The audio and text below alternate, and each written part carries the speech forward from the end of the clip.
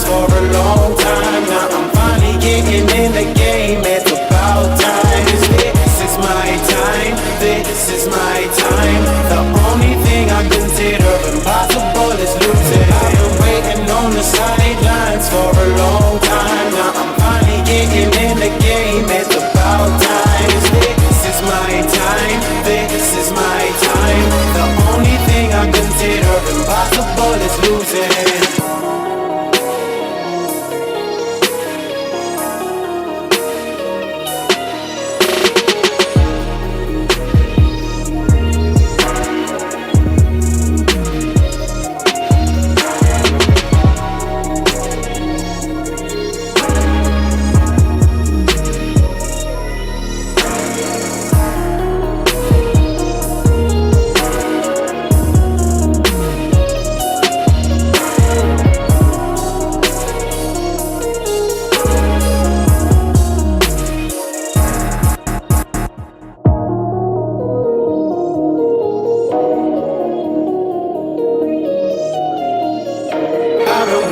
On the sidelines for a long time. Now I'm finally getting in the game. It's about time. This is my time. This is my time. The only thing I consider impossible is losing. I've been waiting on the sidelines for a long time. Now I'm finally getting in the game. It's about time. This is my time. This is my time. The only thing I consider impossible is losing.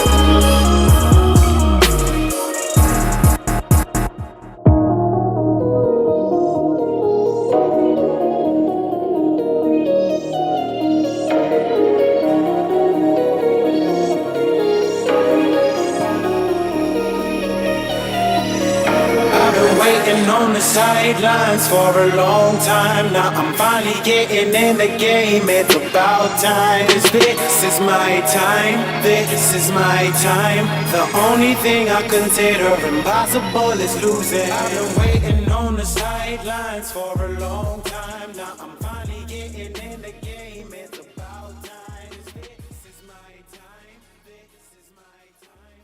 The only thing I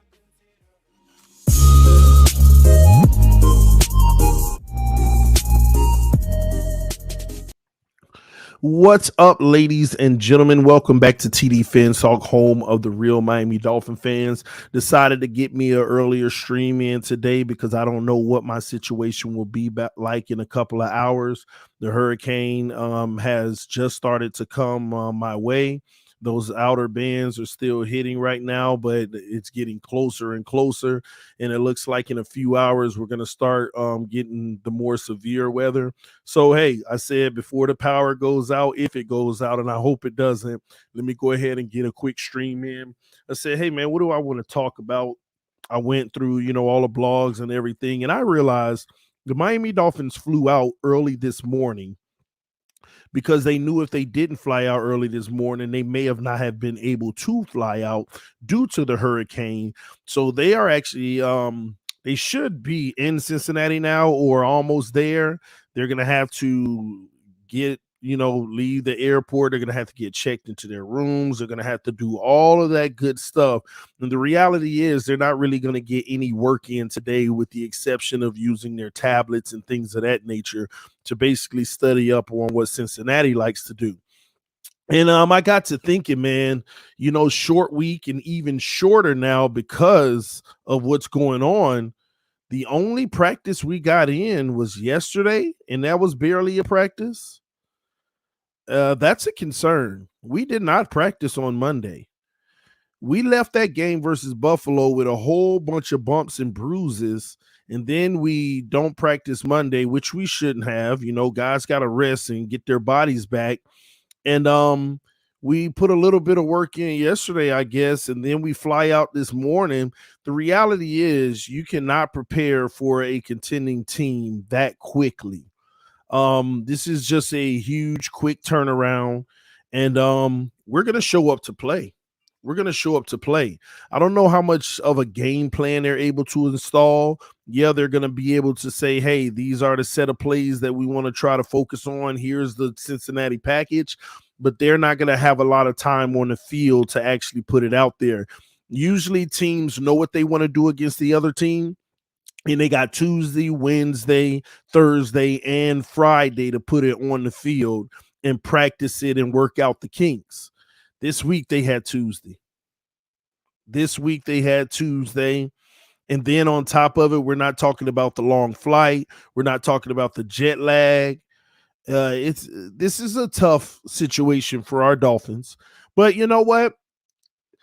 I'm still so optimistic, which is crazy, because if we find a way, to go on the road in Cincinnati with this short turnaround and head back home with a W, this team is destined. And I'm just keeping it a buck with y'all. I feel like we have a better team, but this is the perfect situation to where the Miami Dolphins could take a L. But if we can figure out a way to come out of there with the W, this is insane. This team, it's going to be the shock of all shockers for me.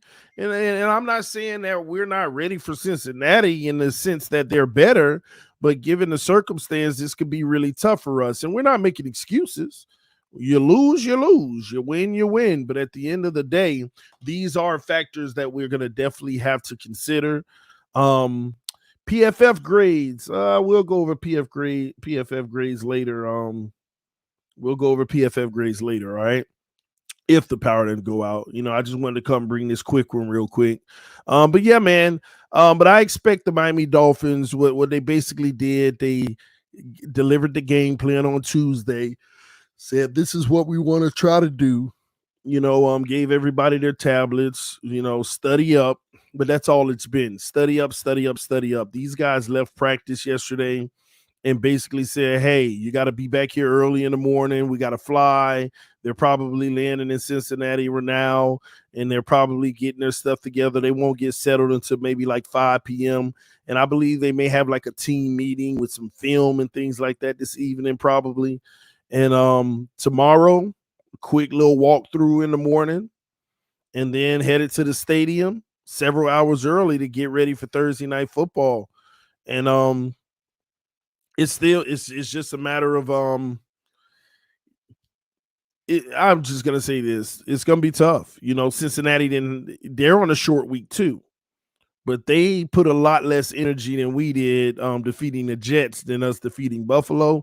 Then they were at least home to where they were able to practice on Tuesday and Wednesday, and they got the short week coming into Thursday, but 2 days of preparation is definitely going to be better for them. But again, I'm more so in my mind frame is like, if the Dolphins find a way to pull this win out, we're destined. Like, no matter what the odds are against us, we're still figuring out a way to get it done. This is amazing. This is amazing, man. And y'all hit that like button. We got 300 people watching and only 85 likes, so punch the like button. TD, does this team have an identity now? We still don't have an identity. That's one of the rough things. At some point, we're going to have to come up with an identity. Or I'm starting to think maybe we don't need an identity.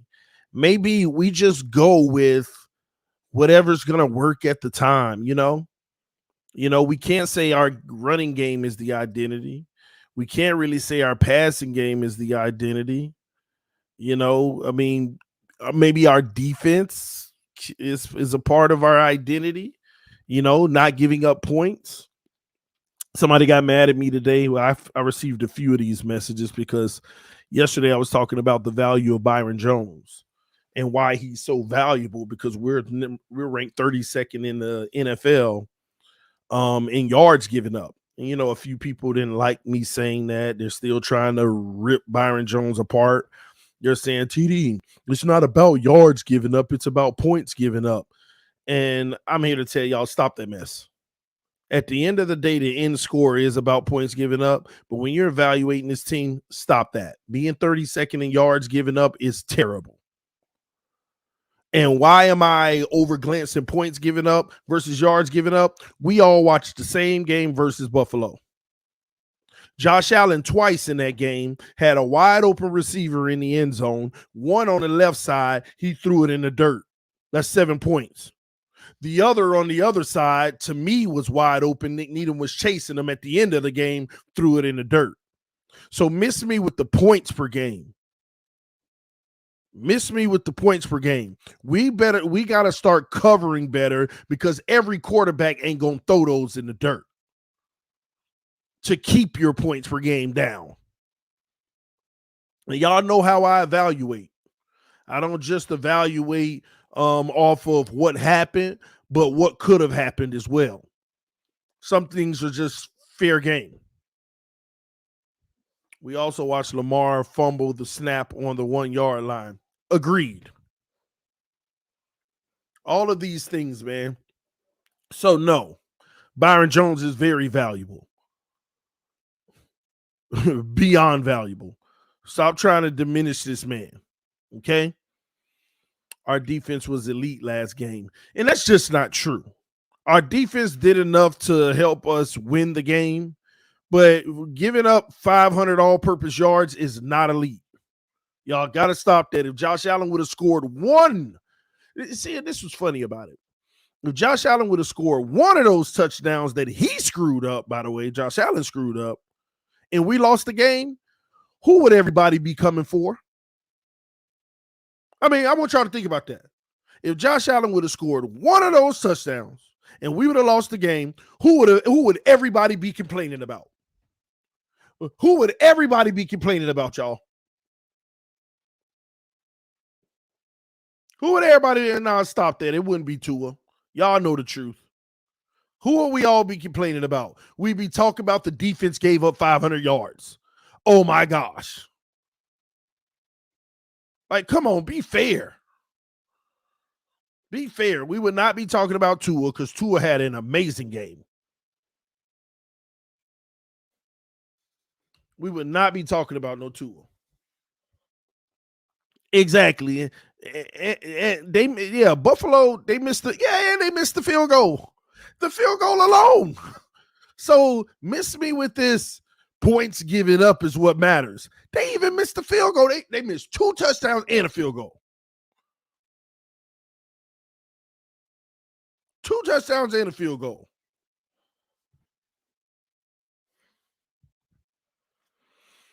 Nah, stop, Q. It wouldn't have been no Tua. Tua had a great game, man. Tua took what they gave him. He made great decisions. He didn't just settle for the checkdowns all the time. Tua had a great game. Tua had a great game. If anybody found all kind of bad out of Tua's, I'm sure when you watch the all 22, you might find 2 or 3 things that, oh, we could have did that. But overall, that's every quarterback. He had a great game. Y'all know me. When I evaluate the film, I see 10 things you could have did. Oh, trash. But when you got like 2, 3, 4, okay, that's normal. That's what even great quarterbacks. Tua had a great game. I don't want to hear nothing about no Tua. Now, had he thrown that pick 6 and we'd have lost, that's another narrative changer that everybody would have been talking about him. But at the end of the day, it didn't happen. Josh Allen almost turned the ball over 4 times, 5 times. It would have been the defense. It would have been the defense. The word is Agba blocked that field goal. Well, yeah, I don't know. I haven't really looked into it. TD, what do you think about ESPN giving the Dolphins a 24% win probability underdogs yet again? First of all, I can understand us going into this Cincinnati game as the underdogs because once again, when I evaluate football, I don't just keep my Miami Dolphins cap on. I get realistic. Let me handle this super chat and I'm going to respond to you. Nick Needham really do give up a lot of yards. He did against Pats and Ravens. Let's not make this about one guy. X out there giving up yards. X out there actually giving up a lot of yards. Let's get that straight out. Needham giving up yards. He need to be in the slot, but he can't because Byron is out. All of them giving up yards. Have you seen Brandon Jones in coverage giving up yards? And honestly, these guys being good coverage is just better offense. You ain't locking them down. You just trailing them. All of them giving up yards. All of them giving up yards. X out there stopping touchdowns. See, and what did I tell y'all? This is what Dolphin fans do. X will go out there and get burnt 5 times and get penalties and everything in one play. Oh, it's all forgiven. That's how it is with X. So it is what it is. It is what it is. But like I said, they all out there giving up yards. But let me go back to the underdog about with ESPN. Okay, listen, we should be the underdogs in this game. Don't forget, Cincinnati went to the Super Bowl. Don't forget, the first 2 games, you don't know what you're going to get from the team. Like I keep telling y'all, just like Aaron Rodgers last year and this year had some of his worst games in Green Bay in his first game. And you think they trash. And then he still rattles off 13 wins or whatever. Cincinnati is still the team. They got the roster. They've gotten better. They just hadn't played well for 2 weeks. Last week, they did their job versus the Jets, and they played great football. And they coasted in the fourth quarter. They had already had high 20 points in the third quarter, and they just coasted to get out of there in the fourth quarter.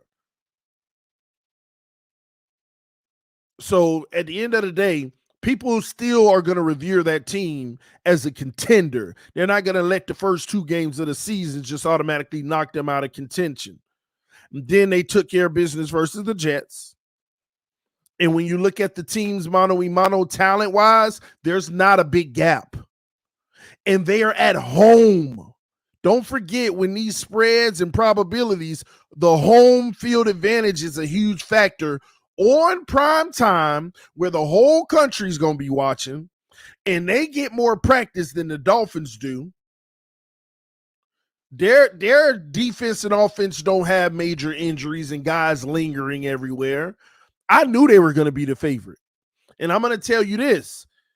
If we win this game, the last 13 games, we may be the favorite in 11 of those 13. Like maybe even 12. We won't be the underdogs anymore unless we start doing stupid stuff and losing games we shouldn't. But I understand why they got us losing this game. Coming off of a hard-fought, emotional win versus Buffalo on the road, Super Bowl, a team that went to the Super Bowl. I get it. I get it. I don't agree with it, but I get why they did it. And we'll see. There is a lot of money, by the way, coming in on the Bengals. Like the spread is actually getting wider and wider, almost like they expect us to get blown out in this game. And I'm going to tell you now, it ain't going to be no easy game. It's not going to be an easy game. But another thing I don't like about this game, these are those games where Miami coming fresh off of a game where guys, like y'all got to understand how many of our valuable players played hurt against Buffalo. And now you got minimal rest. I'm telling you, some of these guys on our team are going to feel their injuries heavily in the second quarter. Quick. And I hate games like this because these are the games where you leave on Thursday night with 2 or 3 people actually leaving the game and not coming back in the game. And now we got to see what the prognosis is in the next couple of days. And I don't want Armstead to aggravate his situation. Like I would gladly take a L to make sure that Armstead is good, to make sure Tua is good, to make sure X is good, to make sure. I mean, many of these guys, they got injuries. I don't want to take an L, but we're in a leap of trouble if we make our situation worse. We're in a leap of trouble if we make our situation worse. So we'll see, man. But if we could go into this game, and we figure out a way to leave Cincinnati with a W, we're destined. We're destined. This is like amazing, like scary amazing. Man. Man. Mike McDaniel, what you got on? What you got up your sleeve? Let's see. Because it's gonna be interesting. They're going Cincinnati. They're gonna and I want to see how they play the defense. And who knows? What if we go in there and blow Cincinnati out? Ain't nobody gonna have nothing else to say about this team for a long time. Ain't no more excuses gonna be made. They're just gonna sit back and wait to see what the end result be, how we perform in the playoffs. Everybody gonna shut up. You go blow Cincinnati out by more than 14 points, everybody's gonna shut up. And they're going to sit back no matter whether we win or lose some games coming up. Everyone will shut up, and they're going to wait to see how this is going to look in the playoffs, because they'll wait to the playoffs. And if whatever your first game in the playoffs is, if you lose, they're going to pounce all over you. When it matters most, it's the same team.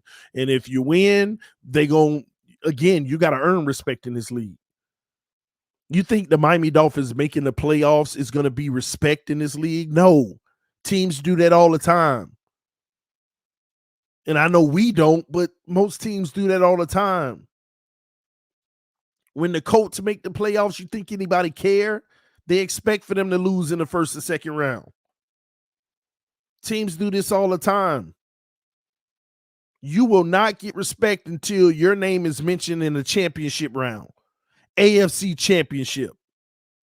Win or lose, that's the only respect Miami's going to get. You got to go to the AFC championship. Nobody cared nothing about you going to the playoffs when you were already technically a playoff team and you added immense talent that should carry you over the line. Ain't no ESPN analyst sat there and said, every ESPN analyst and FS1, all of these outlets, they all said, well, we knew they were going to the playoffs. I mean, look at the talent they brought in. Everybody knows that. Let's stop acting like what they're saying is new because they believe now. No. Everybody knew we were going to the playoffs. We should. I mean, everybody didn't know, which would have been a huge debacle, but we supposed to. That's not an accomplishment. For us being starved and deprived so long, we may feel like, oh, yay, we're in. But the truth be told, and you ain't doing nothing special until you win a game or two in the playoffs and your name is versus somebody in the AFC championship. Win, lose, or draw. Well, ain't no draw in the playoffs, but you get my point. Win or lose, you got to, at a minimum, be in that game. At a minimum. Ain't no divisional round exit going to be like, all right, it's time to respect them. Anybody who look at this team books know it's going to be hard to maintain this roster over the next couple of years. They're going to have to make some tough decisions on who goes and who stays and who replaces them, and will those replacements even be on their level? Anybody who knows the ins and outs of this team can recognize that. That's why, at a minimum, you have to go to the AFC Championship. Can't go to no divisional round. Divisional round ain't nothing but you might get a first round bye. Technically, that's your first round in the playoffs. And lose? Come on. You're a regular season success story. The Patriots were that last year, and were they any good? No, got blown out in the playoffs. What does it matter? You got to be in the big games. AFC Championship or the Super Bowl. That's it. That's it. You have to. You got to go look at what all these guys got in common. Josh Allen, in the first 4 years, he done been there. In at least the championship round. Lamar Jackson done been there. Patrick Mahomes done been there. Russell Wilson done been there. Name all the young greats that they talking about right now. Even Burrow done been there. Freaking Herbert, if you don't get there, eventually they gonna be side-eyeing you.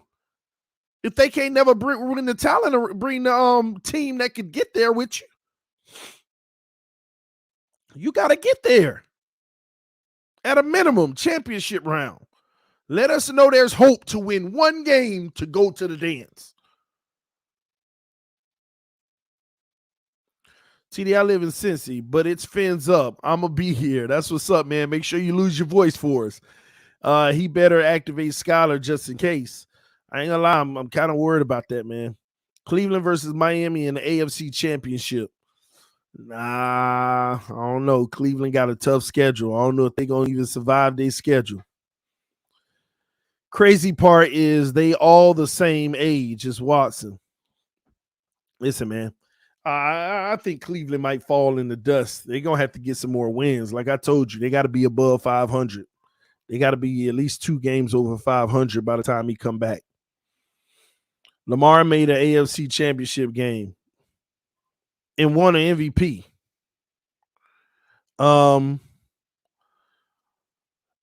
But he lost, if I'm not mistaken. Yeah, but at least you get there and you're like, we're 1 game away from the dance. We're 1 game away from the dance. And then when you look at Lamar's situation, look what he went there with. They ain't never gave this man a receiving core. Like, I got to be honest. Imagine Lamar Jackson with Waddle and Tyreek in Baltimore. Like, let's be honest. Let's be honest here. Come on, man.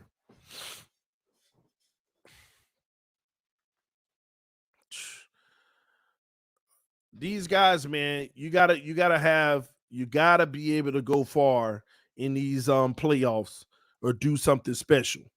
When Cam Newton, guys like that, when they came in, winning MVPs early.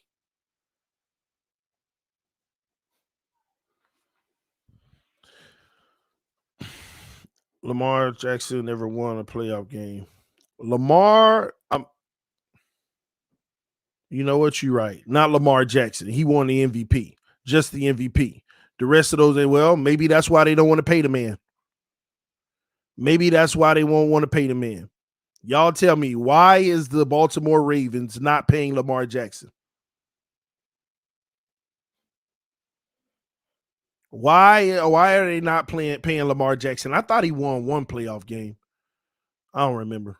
But why are they not paying Lamar Jackson?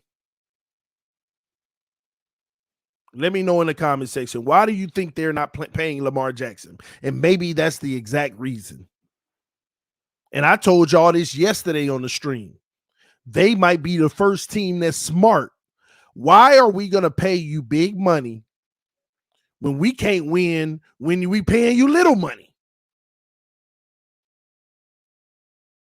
We can't win when we paying you little money. So what makes us think, what logic does it make that we're going to win if we give you big money and we got to actually take even more talent off the team?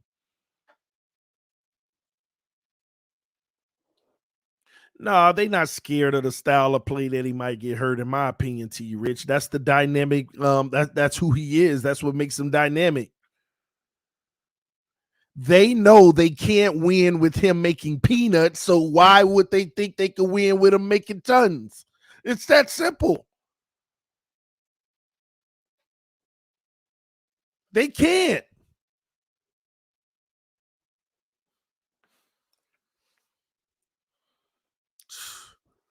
And if I were them, I would have been traded Lamar Jackson.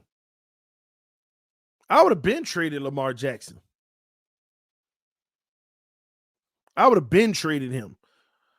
And I guess I would have traded him before that 5th-year option would have came, so that whatever team wants to get him, they could have spread the money out with an extra year because of the 5th-year option.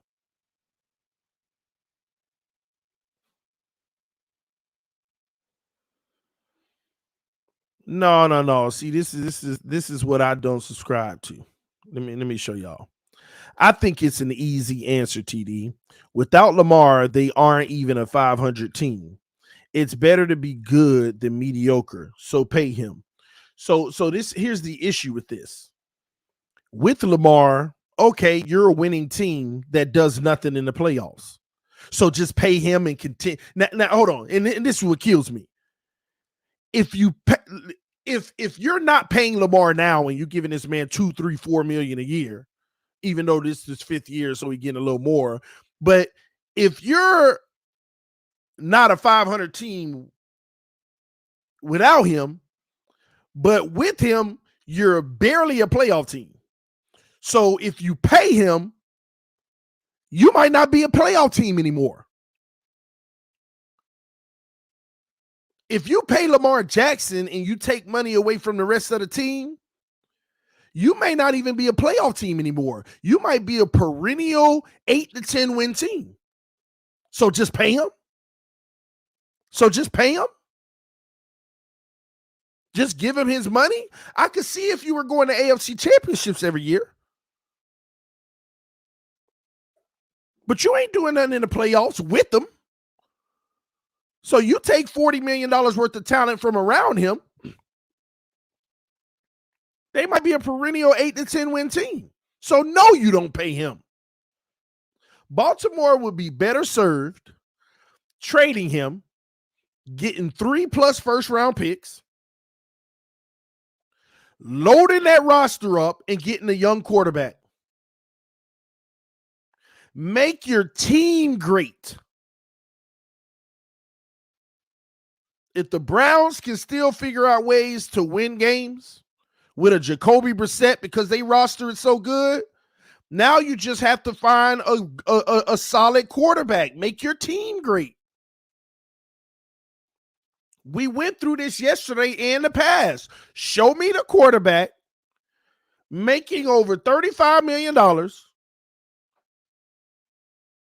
that's in the Super Bowl. Please.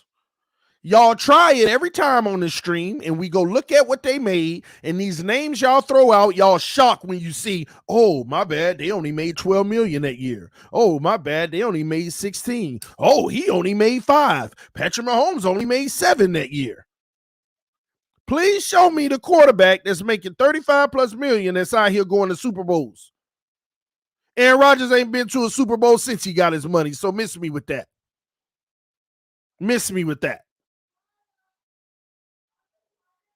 Aaron Rodgers ain't win nothing since he got his first contract. I don't know what y'all talking about.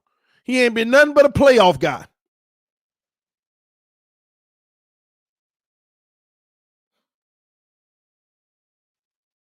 Nothing but a playoff guy. And then on top of it, we have to go to the elite of the elites to even try to get close and get to a championship round.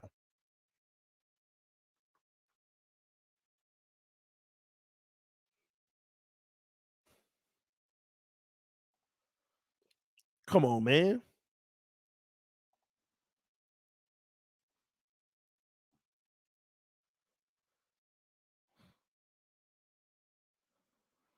Look at this, man. Aaron Rodgers been restructuring every year. And I'm looking at it right now. Aaron Rodgers been restructuring every year. Do y'all even know how much money Aaron Rodgers is to the cap hit this year? The man just signed basically a $50 million per year contract. But why is his cap hit $28 million? Because later down the line in 2025, his cap hit is $60 million for like 2 years. See, I keep proving it to y'all that these guys, when they sign these big deals, these teams are trying to go for broke now, and they give him a lower cap number this year, and they back end it because they know they're not going to be good when he gone. So they're going to be paying him even after he probably retires.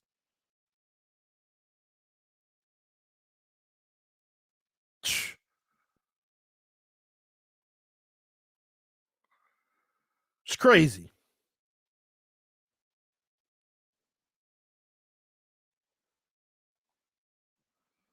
Give me a second, man.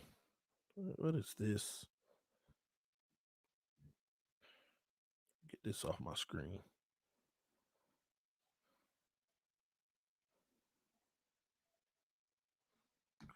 All right, let me back this up. My bad, y'all. My whole thing just closed out. I gotta bring it back up.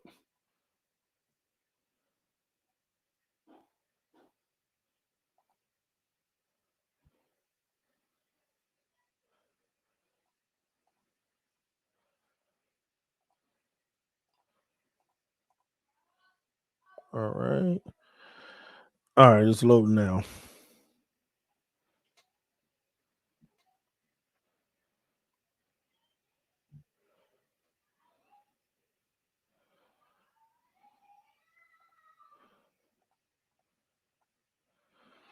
All right. All right, we're good. But yeah, man, miss me with that Aaron Rodgers crap. Last year, his cap hit was 27 million. This is the constant situation. Like I said, show me the quarterback making over $35 million who's out here doing anything. Please. I mean, we go through this every time, and people always throw out a name and still. What about Russell Wilson when he made it in Seattle? He was on a rookie contract when they went to all those deep playoff runs. What y'all don't realize, all of Russell Wilson's success in the NFL happened in his first 4 years as a rookie and a third-round pick, by the way, who wouldn't make it nothing. Soon as Russell got his money, they never got out the first round. As soon as he got his money, perennial first-round exit. Maybe 1 year out of 8 years went to the second round, but perennial. The Seahawks turned into the Cowboys. First-round exits every year. With the exception of maybe 1 year they went to the second round. People, I mean, people, why is it so hard for people to understand this just simple logic? Stop saying Mahomes. Mahomes made $7 million last year on the cap hit, and the year before that he made $5 million. Go look it up. Why is it so hard for people to acknowledge these facts? Why is it so hard to acknowledge these facts?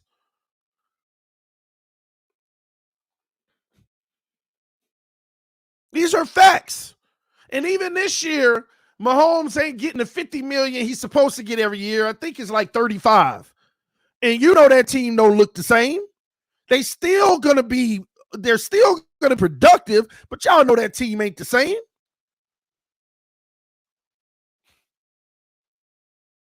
Team is not the same, man. Oh, please do me a favor. Stop trying. When I ask that question, it's rhetorical. There is nobody in the NFL out here making 35 plus that's doing anything significant.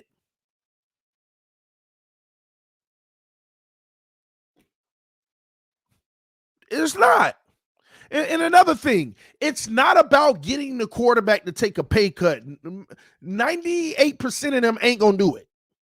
Okay? It's not about that. It's about just trying to win with that quarterback while you're in that window where you can win. See, the Dolphins are a team that can absorb a $40 million contract, but only for 2 years. Because out of the 22 starters, 11 on offense and 11 on defense, we got like 14 guys, 13 or 14 guys that's on a rookie contract around the quarterback on offense and defense. We probably got the most players in the NFL starting that's on a rookie contract around the quarterback. That's the only way you can afford a $40 million guy, but that window closes in 2 years, and this is the first year of it. Next year is the second, then you're in trouble because you got to give all them guys their money, or even half of them give their money, you still ain't going to be able to afford it.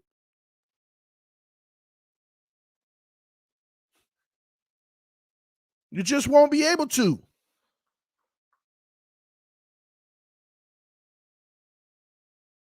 This is the reality, man.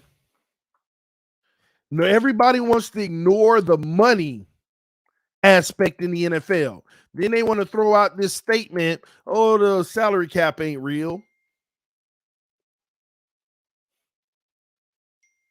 Then go tell the Cowboys to keep Amari Cooper, keep Connor Williams, Tell Seattle to keep Russell and go get. They should have when they got J.C. Jackson. They should just go get whoever they want. Why you think they can? Why didn't the Dolphins just spend another $30 million and get J.C. Jackson and go get another guy? Like get whoever you want. If it wasn't real, then why not?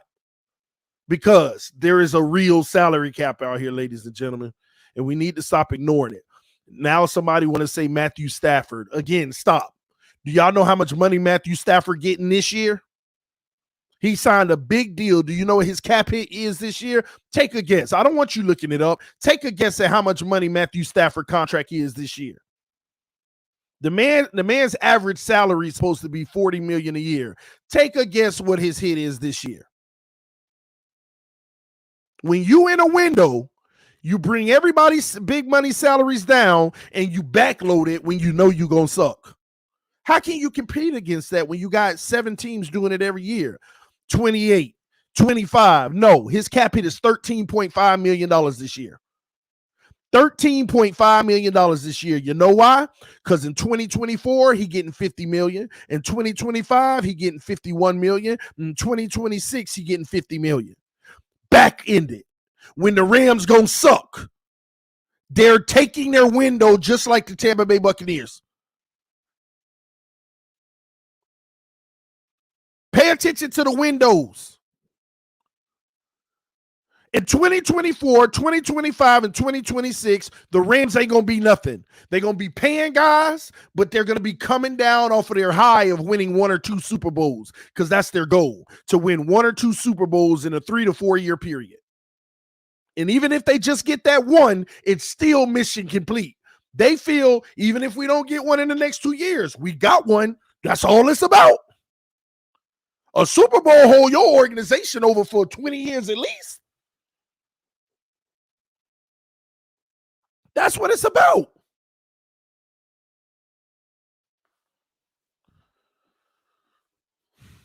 Pay attention to this money out here, man.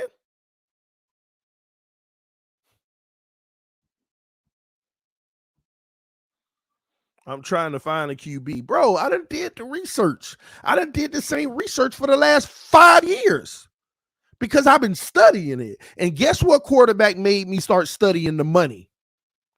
Guess what quarterback start making me study the money in the NFL? Russell Wilson.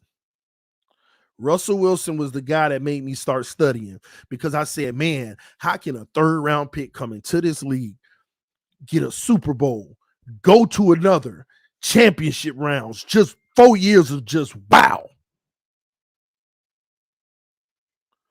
How could that team do that? This Legion of Boom. How could they just have all of this?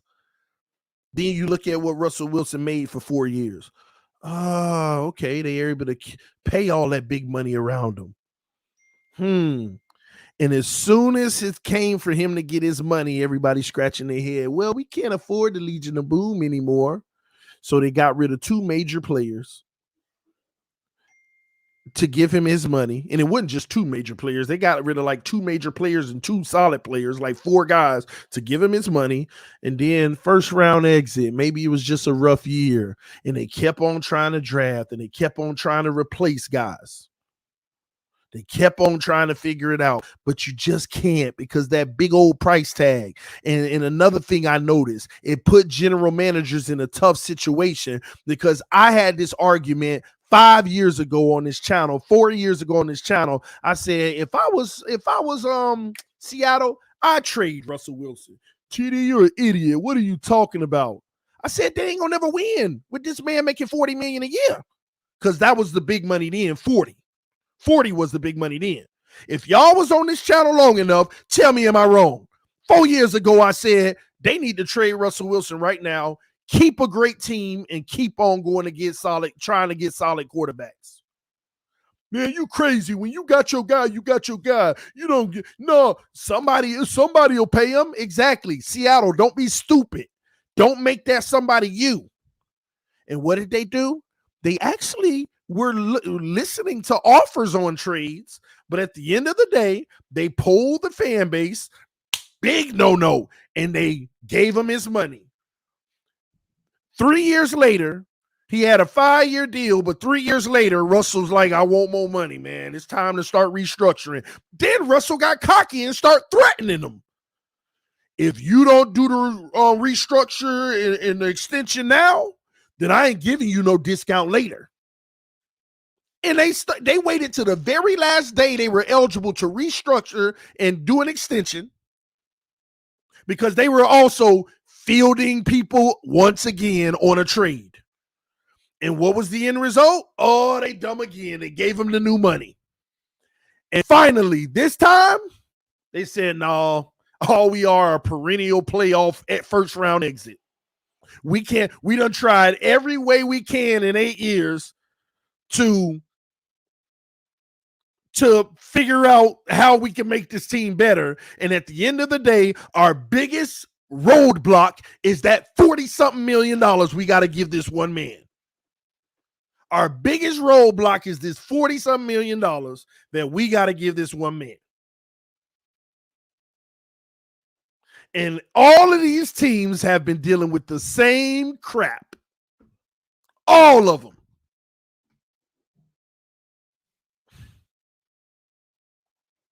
Check the pick in the tweet, under 13% to win. Well, I don't know what tweets you're talking about. So listen, man. We got to start paying attention to this type of stuff. It matters in the NFL. The name of the game in the NFL now, this is not the same game in the 90s. This ain't even the same game in the early 2000s, y'all. That's why people be like, well, that and that, comparing stuff, it ain't even the same. The name of the game in the NFL now, and GMs slowly but surely, one by one, are starting to realize it's about windows. It's not about building this long-term sustainable team, because that is an illusion. There ain't no such thing as a long-term sustainable team. Because if the Miami Dolphins build this powerhouse team this year, right? Javon Holland, a Pro Bowler. Brandon Jones, a Pro Bowler.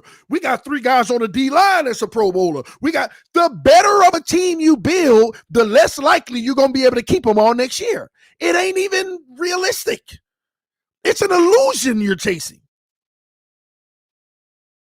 The better team you build, the more financial trouble you're in later on. So it's about windows. If you build a great team, recognize you got this year and next year, and depending on how it's structured, maybe one more year. I don't know. Depending on the structures of everything, you got to go for broke and try to get that Lombardi, because that window closes quick.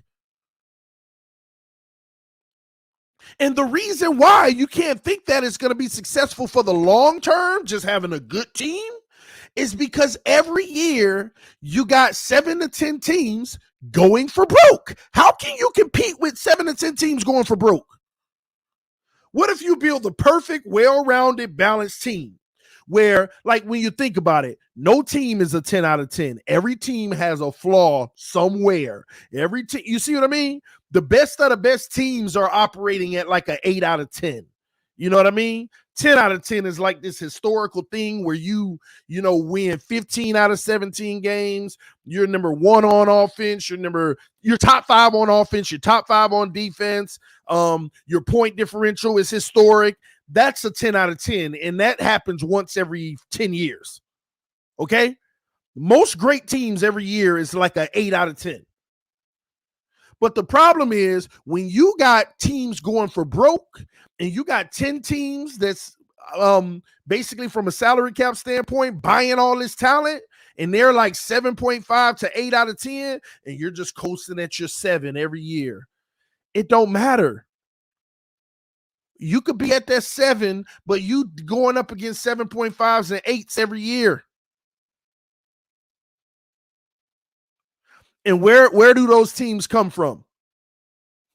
the Bengals last year. Some of the most talent that Burrow will have around him, plus this year. It's all the great quarterbacks that's on a rookie deal. You got about 3 or 4 of those. And I'm going to put Tua in that category. You got Tua, you got Jalen Hurts, you got Herbert, you got Burrow. Yeah, I hope I ain't missing young quarterbacks is really, really good right now on a rookie deal. So you got those four, right? Then you still got Josh Allen, whose rookie money is still in play. Just so you know, his young money's still in play. Patrick Mahomes, this is the first year his money's elevating, so it's coming down, right? But let's go off of last year and back. Patrick Mahomes was in that fray. Brady always, because he take the pay cuts just alone, right? Matthew Stafford making $12 million going for broke. And there's other teams. When you got all these teams, quarterbacks making this low money, but they're really good quarterbacks and they can get all this talent around them, how you, with your well-rounded team, supposed to beat the teams that's overinflating everything? And what they're doing, it's like cheating without cheating. What they're doing is doing this. If the salary cap is $220 million, right? Their team would technically, from an annual standpoint, they'll have a salary cap of about $340 million. How can they have a $340 million salary cap when it's worth the players when their salary cap is only $220? Because what they do is they structure everybody deal to where for 2 to 3 years is $320. Where it's $220 million. And then after all them 2 and 3 year contracts are gone, they're good with that. But then on the back end, they know that they're going to have a rookie corner. They know that they're going to have a rookie defensive end. They know that they're going to go get players that are undrafted, and they're going to be paying their $50 and $60 million to the quarterback. Their $35 million to a receiver whose annual was supposed to be 15. But they know they're about to go through a 3-year period of being trash. They're conceding their future of being trash just so they could go for it now. So that 5-year, $100 million contract should be $20 million every year. What they do is $5 million, $5 million, $5 million, $40 million, $40 million on the back end. Because it's a window they're chasing. Let's go for broke now. That's all they're doing. And don't let them get even more creative. In that 3rd year, they're like, we're going to restructure your deal and change it from 5 to 8, even though we're not going to give you 8 years. We just want to spread all that bad money out even more. And that's what the Cowboys did. They did it to the point that they couldn't do it anymore. And that's why they're in the situation they're in now. Plenty of teams have done this. So what would I do? I would stop, if I was an NFL team, I would stop falling in love with the quarterback position like that. And I know unless you're playing the window game. If you're going in a window, okay. But what I would do is I would continue to pay the best defense in the league. I would create the best defense in the league and keep them happy. And what I would do is I would literally continue to search for quarterbacks. Let me give you an example. Tua making 8 right now. He got 2 years left, 3 years left. This year, next year, and maybe a 5th-year option. You know what I mean? Even though they'll give him a contract before that if they want to give him big money, right? I would try my hardest to load up this team consistently for the next 3 years with Tua, this year, next year, and the year after. And young fella, you got a chance to get 1 Super Bowl. Let's go get it. Or 2 or 3, but let's just say 1. Odds, let's get out of these 3 years, let's get a Super Bowl. And I got Skylar Thompson in the wings, and I'm developing him, but I'm going to make the game easy for him with the most friendly offense in the NFL. He has the talent. You just got to protect him and make sure he got guys that's wide open to throw to. And I'm going to keep this shit rolling. And after 3 years, I'm going to go get 3 first-round picks for Tua because he's a Super Bowl winning quarterback. And I'm going to start Skylar Thompson. And I'm going to try with now we got a whole new window. Skylar Thompson ain't did nothing in 3 years. Now I can go ahead and sign him to a 5-year, $60 million contract because he ain't did nothing to earn nothing. So now Skylar Thompson got 3 to 5 year window, and I'm going to try to win one with him with the best roster in the NFL. And in those 3 to 5 years, I'm going to draft the quarterback every freaking year and see who's going to be the next guy to replace him. And if we could get a Super Bowl in that time frame, trade him for 3 first-round picks and keep the process going. Nobody's going to dare do that, though. Because once you got a guy, you never let go of him. That's what Seattle thought. That's what Seattle thought. That's what Buffalo going to find out the hard way if they don't get it done this year. That's what Baltimore going to find out the hard way if they give them that money. That's what Arizona definitely going to find out at this point. Patrick Mahomes, good luck. You better hope that it's in a year where nobody's going for the window and all of that. This is the new NFL. And until teams acknowledge it, they're going to continue to be fighting for something that it's going to be so hard to get. QB highest cap percent in Super Bowl won 12.61%, appeared 18.88%, which is interesting. That means 90% of the quarterbacks that's not highly paid win a Super Bowl, and 80% that aren't highly paid go to Super Bowls. Then what's the point of paying guys all that money? People don't like to hear this because they want a guy and they want him to be the next Marino where he stays forever. Did Marino get a goddamn Super Bowl? He should be the biggest evidence for my case in all of this. He should be the biggest evidence in my case. Have a great quarterback, but what does it amount to? Hey, you're a Hall of Famer and we love you, baby. Don't get me wrong. We love you. Greatest guy to never win a Super Bowl. I mean, there's a knock in that if you really think about it.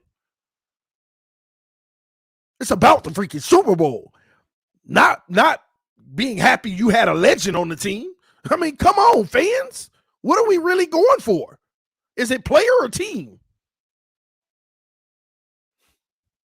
That's why you keep a QB that can carry an offense and pay your defense. Only a couple QBs can carry the offense. That's the best way to win. Rookie wide receivers is key. I agree. And when you really think about it, look at what Kansas City actually did. They actually started the cheat code, but they just went away from what they should have did. Alex Smith was balling out over there. He was playing good football. They were going far. They were having success. And they had Patrick Mahomes waiting in the wings to replace him. It ain't like Alex Smith was playing like a bum. They already had the next guy to replace him that was great as well. You see what I mean? Smart. And what did they do? Win the Super Bowl and went to another and went to AFC rounds. But then they broke rank paying Mahomes. Jerry Jones was the first person that taught me this, by the way. Jerry Jones was the first person that taught me this. You know when he taught me this? His running back situation 5 years ago. Y'all remember I used to try to preach the same thing to y'all on this channel 5 years ago. I said, Jerry Jones is a genius. And as long as he keep doing what he's doing, he's going to end up winning a Super Bowl. But he went away from it. Let me tell you what it was. Everybody was like, I always forget the running backs. But remember, who was the running back they had like 5 years ago? They had a running back that was a perennial 1,000-yard back. And Jerry Jones didn't pay him. And everybody in Cowboys Nation, oh, what is Jerry thinking? Jerry came out in the national media and literally told all his fans, like, this is a quote. I'm not making this up. He said, shut up. Jerry Jones said this. He said, shut up. A Mack truck can run through this line. You'll see. DeMarco Murray was gone. Then it was 2 more guys that came in. This was before Zeke. There were 2 other guys that came in. Was it McFadden? It was like it was 2 guys that played the next year. It was I forgot. It was either McFadden first or Murray them first. But anyway, the next 2 backs came in. They put up the same numbers. Big numbers. Big numbers. Oh, well, at least sign them, Jerry. Jerry came out again. Shut up. A Mack truck can run through this line. Let him go. Zeke comes in. Zeke, same numbers, putting up numbers.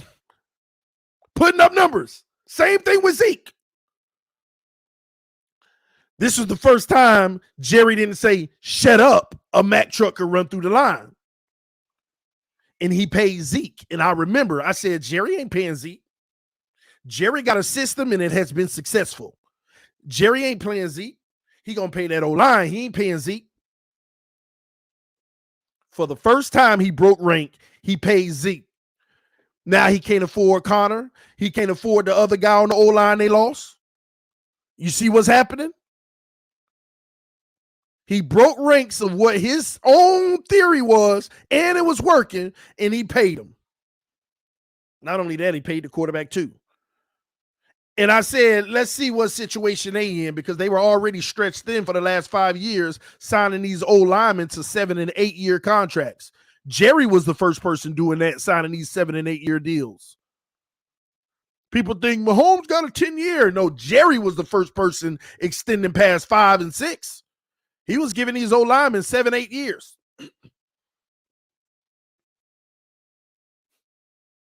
And now look, La'el Collins, now look. You see what I'm saying? And now they got to deal with this. But Jerry didn't fall in love with the running back. He fell in love with the O-line that allowed the running back. We always say quarterback is actually, which is true, it's the most dependent position in the league. You need a line that's going to block or you can't get the ball off. You need receivers that's going to catch, or it don't matter if you can get it off. You need receivers that can get open or you don't see the windows for you to throw. You see what I'm saying? It's so dependent. But we pay it like it's the only thing that matters. We pay it like it's the only thing that matters. But look who found success with that great O-line in Dallas. Tony Romo had success. He played at a high level. Dak has had success. But let's see how long that continues as this line is depleted. And the weapons around them are depleted. It's not the same. And the only thing that has kept the Cowboys somewhat alive is because they're doing something rare that everybody just expects to be automatic. Well, TD, I'm going to debunk your whole theory with one comment. All you got to do is draft well. Come on, man. Y'all act like that's an easy feat. But the Cowboys have been great doing it. They've been great drafting the O-line. But the problem is you got 4 first-round picks on the O-line. All of them got to get paid. But you just paid Zeke and you just paid Dak. So now every year you're scratching your head, which one do we move on from now and hope that we draft another good one? And hope we draft another good one. All it takes is one Austin Jackson draft pick and you're like, crap, the whole system fails.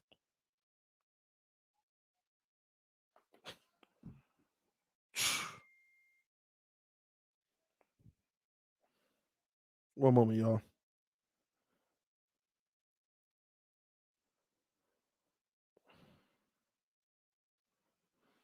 But yeah, man. Greer has drafted very well. Let's stop lying to ourselves. If anything, on the defensive side of the ball, we've drafted well. And some could argue Flores had something to do with that. But you tell me right now, name the players on the offensive side of the ball that he has drafted well. And don't give me a top 10 pick that you got the pick and you should do well.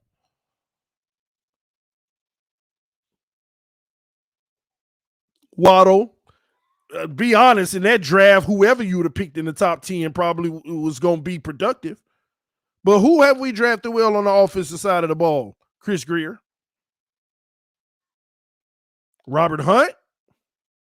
Okay.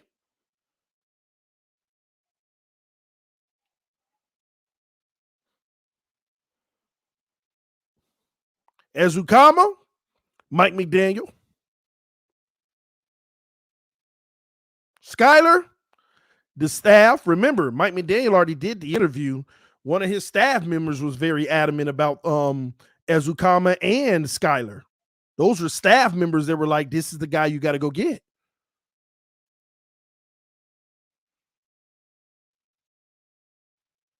Gesicki, who's being underutilized, but hey, that's a good draft pick. But once again, right now I'm at Robert Hunt and Gesicki. Out of 10 draft picks, Robert Hunt and Gesicki is where we're at. And Gesicki, I don't even know if that should be Greer. That's Adam Gase time.